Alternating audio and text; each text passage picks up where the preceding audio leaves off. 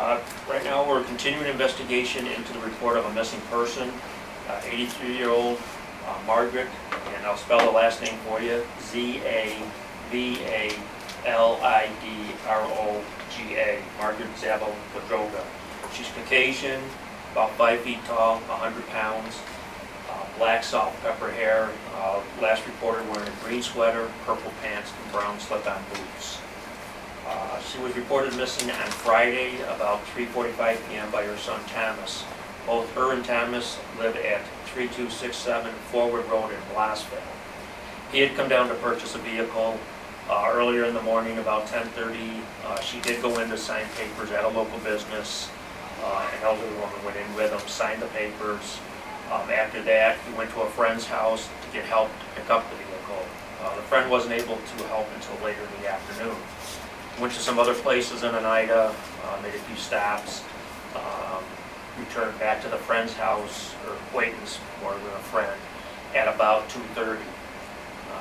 At that time, he left his mother in the van, thought they'd be gone about 20 minutes, returned an hour and a half later. When he got back, he said his mother was gone. The acquaintance that helped him and the resident's wife were there at the house. They never saw her in the van at that time.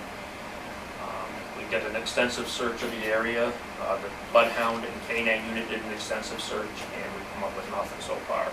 We checked the local businesses. No one reported seeing her. We have no information as anyone seeing her at that location. We did an air search. Oneida County Air 1 came down, did an extensive search, and nothing. We're continuing to check locations. We're continuing to check the wooded area. And right now, we have still not obtained a photo from the family. I was told that they did email one to some of the media, but I can't confirm if that's her photo or not. The family's been a little reluctant in providing information. One thing that he did say, the son, that she has no health problems, she doesn't have dementia, so there really would be no reason for her to wander off into the woods.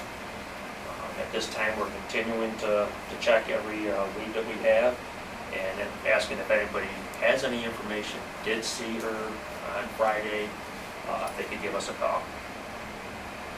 You have reason to believe it's suspicious? At this time, we're doing it as a missing person until we have further information, but there are some peculiarities to the case that I can't go into detail on now that we are looking into. Has the family given a reason why they wouldn't want her picture to be out there? They have been reluctant in providing it. He was asked for it on Friday, hasn't provided it to us. Other family members haven't been able to find one. And right now we don't have a photo other than possibly the ones that were emailed anonymously to the media. Has that been difficult for you if you don't quite know who you're looking for? It does make it hard. I mean, we have a description, but until we can confirm the photos that were sent to the media that it is her, that does present another obstacle. Is the son being treated as a suspect in any way? I can't really say at this time. I mean, we are checking everything. He reported it. We're checking on the information he reported. Between 10:30 and when he stopped to pick up the vehicle, he had been to several places in the city, and people did see him, but no one remembers seeing the mother. So the last person that's seen her was, other than Thomas, was the woman at the business where he bought the car at about 10:30 a.m. Which was Nye Ford? No, it wasn't a car dealership.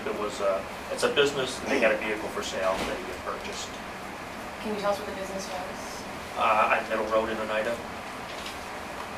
And that's the last place she was seen, Middle Road in Oneida? Yes. So what areas are you searching today? We're continuing to search the area where he said he parked the van, the area where he said that she was sitting in the van, the wooded area between Route 5 and Lenox Ave. We're trying to get a ground team together to go through there just to make sure that everything was checked and nothing's overlooked. Like I said, we had the dogs in there. They did us a check and they didn't hit on anything. We did the helicopter air search and nothing was shown from there. What method of search are you using today? The ground search. Are there any inconsistencies in Thomas's story? I can't really go into detail on that, but there's some things that we're still checking on. Any idea why he's so reluctant to work with the police department?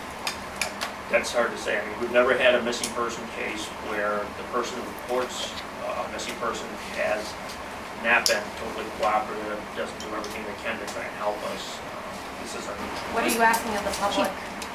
If they have any information regarding this woman, if they've seen anything, if anybody did see her in the vehicle at all that day, did see a woman out walking, and she's 83.